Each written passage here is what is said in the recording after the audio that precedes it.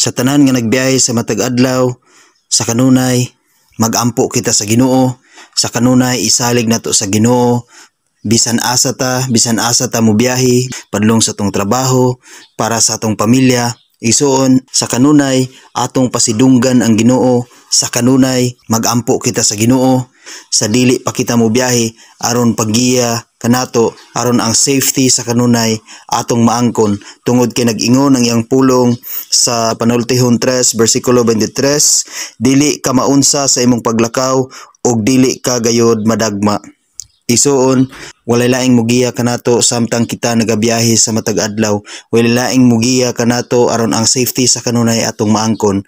Walay laing mugiya kanato sa matag adlaw nato nga pagtrabaho, sa atong pagprovide sa atong matag adlaw-adlaw nga panginahanglanon ug para sa atong pamilya. Igsuon atong hinumduman sa kanunay nga kung anaa ang Dios kanato sa kanunay sa atong paglakaw, dili gayud kita maunsa, dili gayud kita madagma tungod kay naa ang Holy Spirit, naa ang power ni Lord nga mao'y naggiya kanato sa kanunay samtang kita nagabiyahe. Ana ang Dios kanato nag-uban aron ang safety sa kanunay atong maangkon.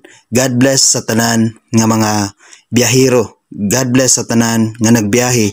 God bless sa tanang riders nga naa sa kadalanan. Ang Ginoo manaa kanatong tanan. God bless.